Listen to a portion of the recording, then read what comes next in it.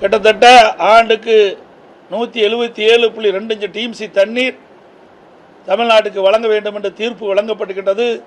அந்த தீர்ப்புக்கு எதிராக கர்நாடக அரசு இன்றைக்கு செயல்பட்டு கொண்டிருக்கிறது. வன்மையாக கண்டிக்கத்தக்கது. இது குறித்து முதலமைச்சர் எந்த விளக்கும் அளிக்காமல் இருப்பது வருத்தம் அளிக்கின்றது. அதோடு இன்றைக்கு திராவிட முன்னேற்ற கழகம் இந்திய கூட்டணியோடு கூட்டணி அமைக்கப்பட்டிருக்கின்றது. அதில் காங்கிரசும் இடம்பெற்றிருக்கின்றது. இந்தியா கூட்டணியில் காங்கிரசும் இடம்பெற்றிருக்கின்றது. இன்றைக்கு கர்நாடகத்திலே காங்கிரஸ் ஆட்சி நடைபெற்றுக் கொண்டிருக்கிறது. அதனால் தமிழ்நாடு முதலமைச்சர் காங்கிரஸ் கட்சியினுடைய தலைவர் கர்நாடகத்தைச் சேர்ந்தவர். காங்கிரஸ் கட்சியைச் சேர்ந்த முன்னாள் தலைவர் திருமதி சோனியா காந்தி அம்மா அவர்களிடத்திலும் மக்களவை தலைவர் திரு ராகுல் காந்தி அவர்களிடத்திலும் பேசி ஒரு சுமூகமான நிலையை உருவாக்கப்பட வேண்டும். எப்பொழுது பார்த்தாலும் திரு ஸ்டாலின் அவர்கள் நாங்கள் இந்தியா கூட்டணியில் அங்கம் வைக்கின்றோம் என்று குறிப்பிட்டுக் கொண்டிருக்கின்றார். அப்படி இந்தியா கூட்டணியில் அங்கம் வைக்கின்ற திராவிட முன்னேற்ற கழகம் அதிலே காங்கிரஸ் கட்சியும் இடம்பெற்றிருக்கின்றது. காங்கிரஸ் கட்சி தான் இன்றைக்கு கர்நாடகத்தில் ஆண்டு கொண்டிருக்கின்றது.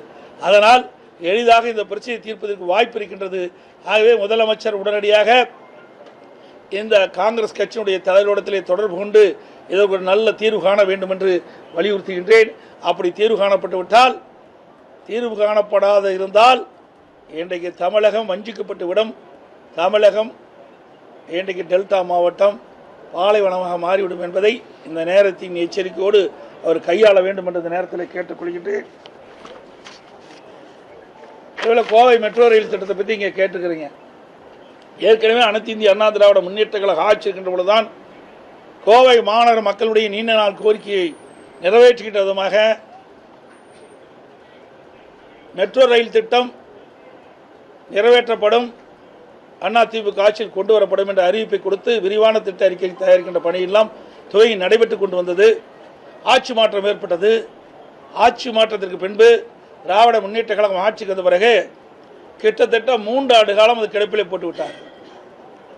2024ஆம் ஆண்டு தான் மத்திய அரசுக்கு ஒரு விரிவான திட்ட அறிக்கை அனுப்பி வைத்தார்கள். அந்த விரிவான திட்ட அறிக்கையில் பல குறைபாடுகள் இருந்த காரணத்தினாலே அதை மத்திய அரசு திருப்பி அனுப்பப்பட்டது. அதற்கு பிறகும் அவர்கள் முழுமையான விரிவான திட்ட அறிக்கை மத்திய அரசிடம் சமர்ப்பிக்கவில்லை.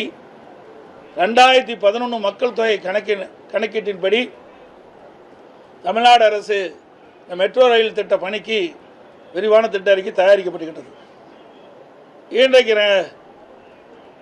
மெட்ரோ ரயில் திட்ட பணி ஒரு மாநகரத்துக்கு வர வேண்டும் என்று சொன்னால் சுமார் 20 லட்சம் மக்கள் தொகை கொண்ட மாநகரமாக இருக்க வேண்டும் என்று விதி உருவாக்கப்பட்டிருக்கின்றார்கள். ஆனால் 2011 மக்கள் தொகை கணக்கெடுப்பின்படி 15,84,000 பேர் இருப்பதாக இவர்கள் விரிவான திட்ட அறிக்கையில் குறிப்பிட்டிருக்கிறார்கள். அதனால் இந்த திட்டத்தில் பல்வேறு பிரச்சனைகள் குளறுபடி ஏற்பட்டுவிட்டது. இன்றைக்கு கிட்டத்தட்ட 2025ஆம் ஆண்டு, இந்த ஆண்டின் மக்கள் தொகை எவ்வளவு இருக்கின்றது என்பதை கணக்கிட்டு மத்திய அரசுக்கு அனுப்பப்பட்டிருந்தால் அவள் நிர்ணயித்த அந்த 20 லட்சம் மக்கள் தொகை கிடைத்திருக்கும். நம்முடைய திட்டம் நிறைவேற்றிருக்கிறோம். மீண்டும் இந்த அரசு விழிப்போடு இருந்து குளறுபடி இல்லாமல் மத்திய அரசு நிர்ணயிக்கப்பட்ட அந்த விதிமுறைகளுக்கு உட்பட்டு விரிவான திட்ட அறிக்கை அனுப்பி வைக்க வேண்டும் என்று வலியுறுத்துகின்றேன். இந்த குளறுபடி மாநில அரசுக்கு தான் இருக்குது.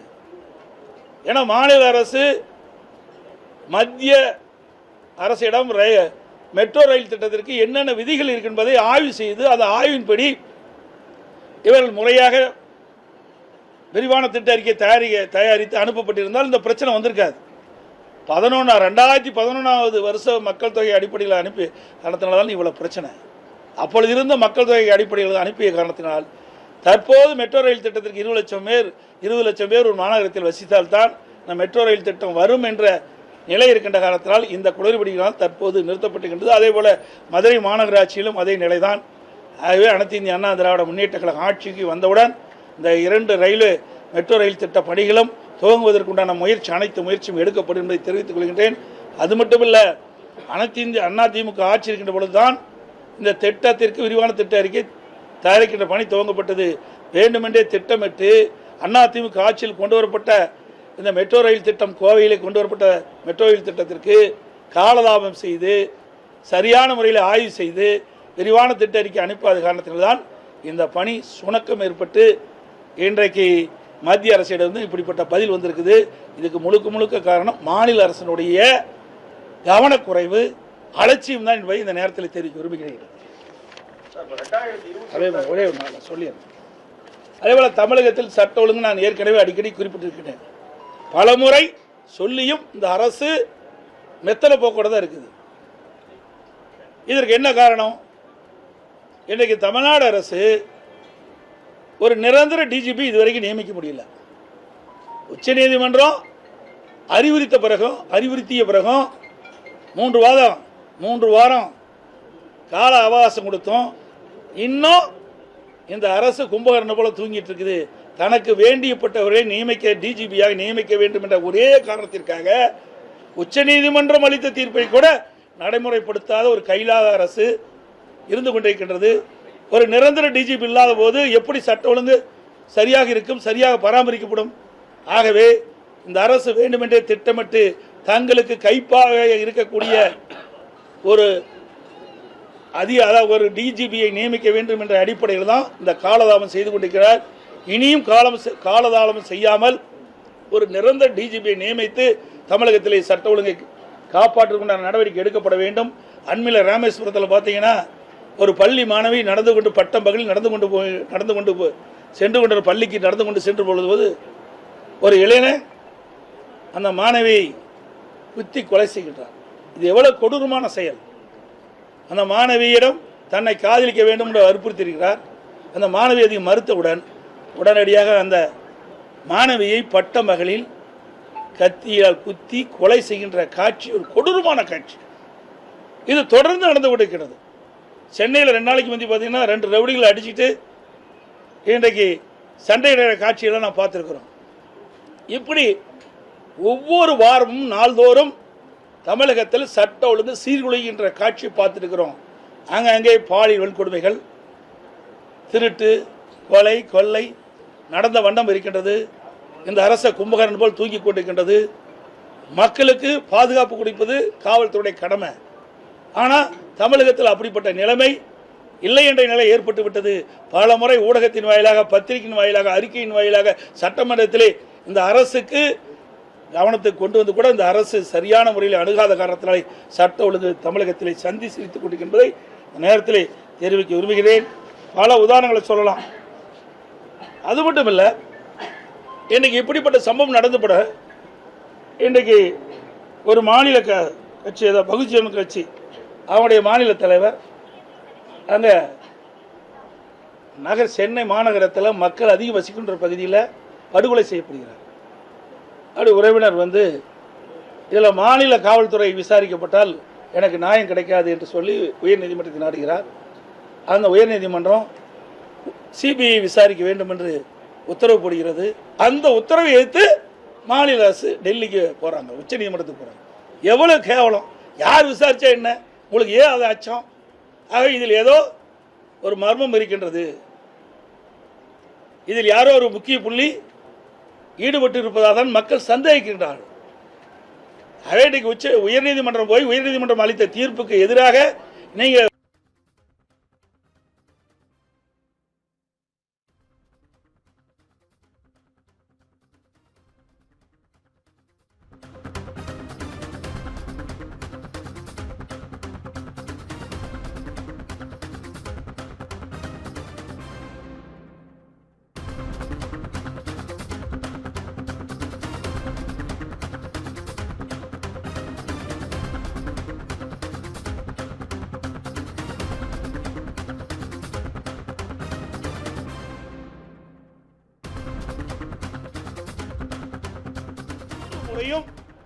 உயர்நீதிமன்றம் அளித்த தீர்ப்புக்கு எதிராக உச்சநீதிமன்றம் செல்லும் மேல்முறையீடு செய்கின்ற நிலை தொடர்கிறது.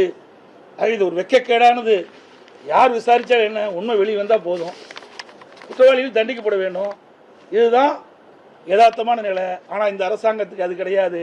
ஒவ்வொரு முறையும் ஒரு பிரச்சனை வருகின்ற பொழுது அந்த பிரச்சனை அடிப்படையில் உயர்நீதிமன்றத்தில் சம்பந்தப்பட்டவர்கள் நாடுகிறார்கள். உயர்நீதிமன்றம் சிபிஐ விசாரணை மேற்கொள்ள வேண்டும் என்று தீர்ப்பளிக்கிறது. அதை தீர்ப்பை எதிர்த்து மேல்முறை செய்கின்ற அரசு திமுக அரசு என்பதை இந்த நேரத்தில் தெரிவிக்க விரும்புகிறேன். அதே போல் எஸ்ஐஆர் பணி நீங்கள் பார்த்தீங்கன்னா எங்களுடைய நோக்கம் சுமார் 21 ஆண்டு காலம் இந்த வாக்காளர் திருத்தம் செய்யப்படவில்லை. அதற்கு முன் 8 முறை இந்த எஸ்ஐஆர் பணி மேற்கொள்ளப்பட்டிருக்கிறது. 21 ஆண்டு காலம் தொடர்ந்து இந்த வாக்காளர் திருத்த பணி மேற்கொள்ளாத காரணத்தினால இறந்தவர்கள் தொடர்ந்து அந்த வாக்காளர் பணி இடம்பெற்றுட்டு வராங்க. போலி வாக்காளர்கள் அப்படி இருந்து கொண்டிருக்கிறாங்க. இந்த வீடு மாறி குடியேறியவர்கள் குடிபெயர்ந்தவர்கள் அவருடைய பெயர் வாக்காளர் பட்டியலில் தொடர்ந்து இடம்பெற்றுக் கொண்டிருக்கிறது. இரட்டை வாக்காளர் தொடர்ந்து இடம்பெற்றுக் கொண்டிருக்கிறது. பல முறை தேர்தல் ஆணையத்துக்கு இது குறித்து தகவல் கொடுத்தும் அவர்களால் நீக்கப்படுவதே கிடையாது. அதனால தான் நாங்கள் 2-3 மாதத்துக்கு முன்பு ஆர்கே நகரில் சுமார் 44,000 வாக்குகள் முறைகேடாக வாக்காளர் பட்டியல் இடம்பெற்றிருக்கிறதாக குறிப்பிட்டு உயர்நீதிமன்றத்தில் வழக்கு தொடர்ந்தோம். உயர்நீதிமன்றம் இதை விசாரித்து முறையாக வாக்காளர் பட்டியலை தயாரிக்க வேண்டும் என்று தேர்தல் ஆணையத்துக்கு உத்தரவு போட்டு சுமார் 30,000 வாக்காளர் நீக்கப்பட்டாங்க. அதுபோல் கரூரில் நீதிமன்றத்தை நாடி 10,000 வாக்காளர்கள் நீக்கப்பட்டிருக்கு. அதுபோல் டி நகரில் பல்லாயிரக்கணக்கான வாக்காளர்கள் முறைகேடாக வாக்காளர் பட்டியலில் இடம்பெற்றிருக்கின்றார்கள். அதை கண்டறிந்து ஆய்வு செய்து முறையாக வாக்காளர் பட்டியலை தயாரிக்க வேண்டும் என்று நாங்கள் நீதிமன்றத்தில் வழக்கு தொடர்ந்துடன் நீதிமன்றத்தில் வழக்கு வரும்போது தேர்தல் ஆணையம் எஸ்ஐஆர் பணி தொடர்ந்து இருக்கின்றது, அந்த பணி துவங்கின்ற பொழுது இதை நாங்கள் குறிப்பிடுகிறோம். ஆகவே நீங்கள் கொடுக்கப்பட்ட அந்த புகாரின் அடிப்படையில் யாரெல்லாம் இறந்தவர்கள், இரட்டை வாக்காளர்கள், குடியிருந்தவர்கள் வேறு இடத்திற்கு மாறு செய்திருந்தால் அவர்களெல்லாம் நாங்கள் பட்டியலிட்டு தெளிவாக ஆதாரத்தோடு கொடுத்துருக்கிறோம். அதையெல்லாம் கண்டறிந்து உண்மை இருந்தால் அவர்களுக்கு நடவடிக்கை எடுப்போம், அந்த வாக்காளர் பட்டியலை நீக்குவோம் என்று சொன்னாங்க. இப்போ அந்த பணியெல்லாம் நடந்துக்கிட்டு இருக்குது. உதாரணத்துக்கு நாங்கள் சொல்ல வேணும்னா நீங்கள் பார்த்தீங்கன்னா தாம்பரம் சட்டமன்ற தொகுதி பாகம் எண் 1 காயத்ரி நகர் 3வது தெரு, அதில் கதவு எண் 1, அதில் சுமார் 320 வாக்குகள் ஒரே வீட்டில் இருக்குது. இந்த வாக்காளர் பட்டியலில் அப்படி இடம்பெற்றிருக்குது. பாகம் எண் 117 தாம்பரம் சட்டமன்ற தொகுதி பாகம் எண் 115, பாகம் எண் 115 காயத்ரி நகர் 3வது தெரு கதவு எண் 1, அதில் 360 வாக்குகள் ஒரு வீட்டில் இடம்பெற்றிருக்குது. பாக எண் 117 அதே தாம்பரம் சட்டமன்ற தொகுதியில் பாக எண் 117 ரோஜா தோட்டம் 2வது தெரு கதவு எண் 1 150 வாக்குகள் இருக்குது. ரெண்டுலையுமே பார்த்தீங்கன்னா 510 வாக்குகள் இரண்டே வீட்டில் இருக்குது. இதையெல்லாம் களைய வேண்டும். ஒரு உண்மையான நேர்மையான வாக்காளர்கள் வாக்காளர் பட்டியல் இடம்பெற வேண்டும் என்ற அடிப்படையில் தான் இந்த எஸ்ஐஆர் பணியை நாங்கள் ஆதரிக்கிறோம். அது மட்டும் இல்லை, இந்த எஸ்ஐஆர் பணி மேற்கொள்கின்ற பொழுது ஆளுங்கட்சியை சேர்ந்த அழுத்தம் கொடுத்து சில மாவட்ட ஆட்சித்தலைவர்களும் சென்னை மாநகராட்சி ஆணையாளர் அவர்களும் முறையாக இந்த பணியை மேற்கொள்ளவில்லை. இன்றைக்கு சென்னை மாநகராட்சியை பொறுத்த வரைக்கும் அங்கே இருக்கிற மாநகராட்சி கவுன்சில் இடத்திலேயே கட்டுக்கட்டாக இந்த படிவத்தை வாக்காளர் சேர்க்கப்படுகின்ற படிவத்தை வழங்கிடுறாங்க. அதை எப்போ நேர்மையாக அந்த வாக்காளர் சேர்க்க முடியும்? அங்கே நேர்மையை எப்படி இந்த எஸ்ஐஆர் பணி மேற்கொள்ள முடியும்? இந்த பணி மேற்கொள்வதே போலி வாக்காளர் நீக்க வேண்டும், இரட்டை வாக்காளர் நீக்க வேண்டும், இறந்தவர்களை நீக்க வேண்டும், குடிபெயர்ந்தவர்களை நீக்க வேண்டும். அதுக்காகத்தான் ஒரு சரியான வாக்காளர் பட்டியலை இன்றைக்கு தேர்தல் ஆணையம் இன்றைக்கு வாக்காளர் பட்டியலை தயாரிக்க வேண்டும் என்ற அடிப்படையில் தான் இதை மேற்கொள்கிறாங்க. மீண்டும் இப்படிப்பட்ட ஒரு குளறுபடி நடக்குது. இதுக்கு அங்கே இருக்கிற ஆணையாளரே பின்னிருந்து செயல்படுறார். இது வெட்கக்கேடானது. இது குறித்து தான் நேற்றைய தினம் அனைத்து இந்திய அண்ணா 20ஆம் தேதி அனைத்து இந்திய அண்ணா திராவிட முன்னேற்ற கழகத்தின் சார்பாக சென்னை மாநகராட்சியில் இப்படிப்பட்ட குளறுபடி இருக்கின்றது, இனியாவது திருந்தி உண்மையான வாக்காளர்களை நேரிலே சந்தித்து வாக்காளர் படிவத்தை கொடுத்து அதை பூர்த்தி செய்து வாங்கி இந்த உண்மையான வாக்காளர் பட்டியல் தயாரிக்க வேண்டும் என்று நாங்கள் ஒரு போராட்டத்தை நேற்று நடத்தியிருக்கிறாங்க. காஞ்சிபுரத்திலையும் நடத்தியிருக்கிறாங்க. பல இடத்துல நடக்க வேண்டிய சூழ்நிலைக்கு தள்ளப்பட்டுக்கிறோம். இதை ஆளுங்கட்சியை சேர்ந்த அதிகாரத்தில் இருக்கின்றவர்கள் அவருடைய அதிகாரத்தை பயன்படுத்தி இப்படி எஸ்ஏஆர் பணி முழுமையாக நடைபெறக்கூடாது என்ற ஒரு அடிப்படையில் செயல்பட்டிருப்பது வன்மையாக கண்டிக்கத்தக்கது. தேர்தல் ஆணையம் விழிப்போடு இருந்து இதற்கு உரிய நடவடிக்கை எடுக்கப்பட வேண்டும் என்று வலியுறுத்துகின்றேன். நிறைய இடங்கள்ல அந்த ஃபார்மே போய் சென்றடையில கால அவகாசமே முடிய போகுது. இப்போ இதற்கு அதிமுக என்ன மாதிரியான நடவடிக்கை? நாங்கள் நேற்று தினம் போராட்டம் நடத்தணும். இதுக்கு உரியவர்கள் யார்? அங்கே எங்கே மாவட்டம்னா மாவட்ட ஆட்சித்தலைவர், அந்தந்த மாநகராட்சினா அந்த ஆணையாளர், இவர்கள் தேர்தல் ஆணையத்தினுடைய அறிவுறுத்தப்படி இவர்கள் முறையாக செயல்பட வேண்டும். அதை வலியுறுத்தி தான் நேற்று சென்னை மாநகராட்சியில் போராட்டம் நடத்தினோம், காஞ்சிபுரத்தில் போராட்டம் நடத்தினோம். இப்படி பல இடத்துல இந்த தேர்தல் ஆணையம் முறையாக செயல்படுவதற்கு உண்டான நடவடிக்கை எடுக்கப்பட வேண்டும். இன்றைக்கு மாநில அரசு, இன்றைக்கு ஆட்சி அதிகாரத்தில் இருக்கின்றவர்கள் அந்த அதிகாரிகளை மிரட்டி சரியான முறையில் எஸ்ஆர் பணி நடைபெறாத ஒரு தடுக்கின்ற காட்சி தமிழகத்தில் இருக்கின்றது. இதை தடுத்து நிறுத்தி தேர்தல் ஆணையம் விழிப்போடு இருந்து செயல்பட்டு உண்மையான வாக்காளர் பற்றி இடம்பெற செய்ய வேண்டும் என்பதுதான் எங்களுடைய கருத்து. பல கட்சிகள் நெல் ஈரப்பத அளவு உயர்த்தணும்னு கோரிக்கை வச்சிருந்தீங்க, ஆனால் அது மத்திய அரசு இப்போ நிராகரிச்சிருக்கு. அறிவியல் முறை, அதாவது இன்னும் எனக்கு முழு விவரம் தெரியாத நான் பதில் சொல்ல முடியாது. ஏன்னா என்ன காரணத்தை காட்டி இவர்கள் நிராகரித்தால் என்ற விளக்கம் இதுவரைக்கும் அறிவிக்கல. ஒரு நிராகரிக்கிறார் என்று சொன்னால் அதுக்கு சில காரணங்கள் இருக்கும். அந்த காரணங்கள் வெளிப்படலையே, அது வெளியில் வந்தால் தான் அதுக்கு நான் கருத்து சொல்ல முடியும். எங்களை பொறுத்த வரைக்கும் நாங்கள் ஏற்கனவே நான் தொலைக்காட்சியின் வாயிலாக வலியுறுத்தி சொல்லியிருக்கின்றேன், ஊடகத்தின் வாயிலாக வலியுறுத்தி சொல்லியிருக்கின்றேன்.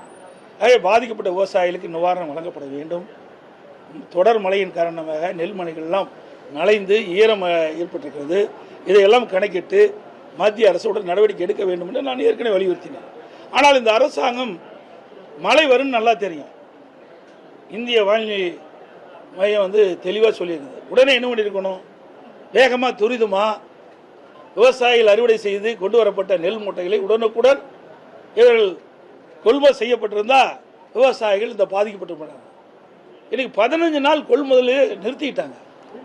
அப்படி 15 நாள் கொள்முதலை நிறுத்திய காரணத்தினால் விவசாயிகள் கொண்டு வரப்பட்ட அந்த நெல்மணிகள்லாம் முளைத்து இன்றைக்கு பாதிக்கப்பட்டிருக்கிறாங்க. ஆகவே ஒவ்வொரு ஆண்டும் இந்த அரசாங்கம் வந்த பிறகு இப்படிப்பட்ட ஒரு அவல நிலைக்கு விவசாயிகள் தள்ளப்பட்டு என்பது ஒரு சோதனையான வேதனையான என்பதை, இந்த வேதனை அளிக்கிறது என்பதை இந்த நேரத்தில் தெரிவிக்கிறேன். ஏன்னா விவசாயிகள் என்பது, நானும் ஒரு விவசாயி இருக்கின்ற காரணத்தால் விவசாயிகள் படுகின்ற துன்பம் கடுமையானது. விவசாயிகள் உற்பத்தி செய்யப்பட்ட அந்த நெல்லை விற்பனை செஞ்சு தான் அவருடைய வாழ்க்கையை தொடர்ந்து நடத்த முடிய ஒரு சூழ்நிலை இருக்கின்றது. வாழ்வாதாரமே இந்த நெல்லை நம்பித்தான் இருக்கின்றார்கள். ஆகவே இந்த மத்திய அரசு மீண்டும் பரிசீலிக்க வேண்டும். இது எந்த அடிப்படையில் நிராகரித்தார் என்ற விளக்கம் எங்களுக்கு கிடைக்கவில்லை. அந்த விளக்கம் கிடைச்ச போது தெளிவாக நான் குறிப்பிட்டேன். எஸ்ஐஆரை பொறுத்தவரை பணிச்சுமை அப்படின்னு சொல்லி அந்த பணியில் ஈடுபட்டிருக்க அங்கன்வாடி முதல் கொண்டு அந்த வருவாய்த்துறையினர் போராட்டத்தில் ஈடுபடுறாங்க, புறக்கணிப்பு பணியில ஈடுபடுறாங்க. எங்க எல்லாம் சொல்றது கேளுங்க. பணி யார் மேற்கொள்வது? நீங்கள் நான் மேற்கொள்ள முடியும். அதாவது எஸ்ஐஆர் பணி என்பது யார் மேற்கொள்வது? யாரோ ஒருத்தர் மேற்கொண்டு தான் ஆகணும். இந்த பணி யார் செய்வது? இந்தியா முழுவதும் நடக்குது, நம்ம தமிழ்நாட்டு மட்டும் நடக்குதுல்ல, பல மாநிலத்தில் நடக்குது. இதுக்கு சம்பந்தப்பட்ட அலுவலர்கள் வைத்து தான் எஸ்ஐஆர் பணி மேற்கொள்ள முடியும். இது தனியாக ஒரு ஏஜென்சி வைக்க முடியாது. ஆக அந்த அரசு அலுவலர்கள் அர்ப்பணிப்புணர்வோடு செயல்படணும். எங்கள் நாட்டுக்கு சுதந்திரம் வாங்குறதுல எவ்வளோ தன்னை உயிரெல்லாம் பொருட்படுத்த நாட்டுக்கு சுதந்திரம் வாங்கி கொடுத்தாங்க. ஏங்க இந்த வாக்காளர் பட்டியல் தயாரிக்கிறது கூட ஒருத்தர் முன் வரலைன்னா அப்புறம் நாடு எப்படிங்க வளரும்? அதாவது இதை அவர்களை விட்டா, சுதந்திரமாக விட்டால் அவர்கள் செயல்படுவாங்க. புரியுதுங்களா? அவர்களை சுதந்திரமாக செயல்பட விட்டால் அரசு அலுவலர்கள், இந்த பிஎல்ஓ அவர்கள் சரியான முறையிலே செயல்படுவதற்கு தயாராக இருக்கிறாங்க. ஆனால் அரசாங்கத்தினுடைய அழுத்தத்தின் காரணமாக இப்படிப்பட்ட நிலைமையெல்லாம் அவர்களுக்கு ஏற்படுகின்றது.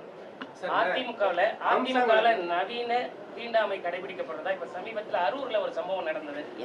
கீழே உட்கார வச்சுட்டாங்க, பட்டியலின எம்எல்ஏவை கீழே உட்கார வச்சுட்டாங்க அப்படிங்கிற மாதிரி அரூர்ல சமூக வலைதளத்துல இப்போ பரவிட்டு இருக்கு. தெரியல, நான் அதை பார்த்தேன். அப்படி இல்லை, எங்களதெல்லாம் கிடையாது.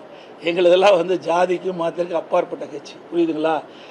அம்மா இருக்கின்ற பொழுது திரு தனபால் அவர்களை உயர்ந்த இடத்துல அமர வச்சு அத்தனை எம்எல்ஏ, நாங்கள் மட்டும் இல்லை, ஆளுங்கட்சியில் எதிர்கட்சி கூட சட்டப்பேரவை தலைவர் சட்டப்பேரவைக்கு நுழைந்தவுடன் அந்த ஆசனத்தில் அமர்ந்தவுடன் எழுந்து நின்று மரியாதை செலுத்தக்கூடிய அளவிற்கு எங்களுடைய அதிமுக அரசு, அதிமுக கட்சி பட்டியலின மக்களுக்கு உரிய மரியாதை வழங்கிய கட்சி அதிமுக கட்சி.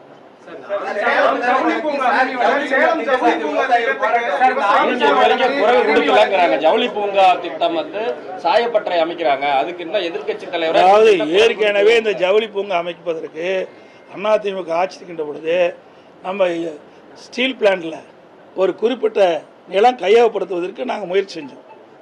அங்கேயே அது மட்டும் இல்லை, இந்த இராணுவத்திற்கு தேவையான உதிரி பாங்கள் தயாரிப்பதற்கு அங்கேயும் நிலம் கையகப்படுத்துறதுக்கு இரண்டுக்கு சேர்ந்து நாங்கள் வந்து முயற்சி செஞ்சோம். மத்திய அரசுக்கு எழுதி அனுப்பிச்சோம். சுமார் 1500 ஏக்கர் இந்த ஸ்டீல் பிளான்ட்டுக்கு உள்ளே இருக்கின்ற நிலம் காலியாக இருக்கின்றது, பயன்படுத்தாமல் இருக்கின்றது. அந்த நிலத்தை இந்த 2 திட்டங்களுக்கு வழங்க வேண்டும் என்று மத்திய அரசுக்கு மாநில அரசு கடிதம் மூலமாக எழுதப்பட்டது. மத்திய அரசு ஒத்துக்கொண்டது. அதுக்குண்டான ஏற்கனவே அவர்கள் வந்து அந்த கைட்லைன் படி தான் பணம் கட்டி தான் பணம் செலுத்தி தான் அந்த ஸ்டீல் பிளான்ட்டுக்கு தேவை நிலத்தை கையகப்படுத்தினாங்க. அப்பொழுது மத்திய அரசு சொல்லிச்சு, மத்திய அரசு குறிப்பிட்டாங்க, நீங்கள் கைட்லைன் படி நீங்கள் அந்த 1500 ஏக்கருக்கு நீங்கள் பணம் செலுத்தப்பட்டால் இதை தமிழ்நாடு அரசுக்கு மாற்றி வழங்குமென்னு சொன்னாங்க. ஆனால் இந்த அரசு கிடப்பில் போட்டுது. இப்போ அங்கே வந்து அந்த பிரச்சனையும் வந்திருக்காது. இதெல்லாம் அதிமுக ஆட்சியில் எதை கொண்டாந்தோமோ அதையெல்லாம் இவர்கள் கடைபிடிப்பதே கிடையாது, தொடர்வது கிடையாது. விவசாயிகள் பாதிக்காத அளவிற்கு இந்த திட்டத்தை நிறைவேற்றணும். அதுதான் நான் ஸ்டீல் பிளான்லேயே ஏற்கனவே 500 ஏக்கர் இடத்தை எடுப்பதற்கு அதிமுக ஆட்சிக்கிட்ட முயற்சி செஞ்சது. மத்திய அரசு இசைவு கொடுத்தது, அந்த ஸ்டீல் பிளான்லாம் நாங்கள் கொடுக்கணும். ஆனால் இவர்கள் அதை கண்டுகொள்ளவில்லை. அதனால் விவசாயிகள் இன்னைக்கு போராட்டம் நடத்திட்டு இருக்காங்க. இதுதான் உச்சநீதிமன்றமே தீர்ப்பு கொடுத்துட்டு, நீ நானும் பேசி என்ன பிரயோஜனம்? சொல்றதை கேளு. உச்சநீதிமன்றம் தீர்ப்பு கொடுத்துட்டது, அதுக்கு பிறகு நீ நானும் பேசி பிரயோஜனம் கிடையாது. அதனால் இந்த பயணம் இல்லை. அனைத்து ஊடகங்களுக்கும் பத்திரிகை நண்பர்களுக்கும் நன்றி, வணக்கம்.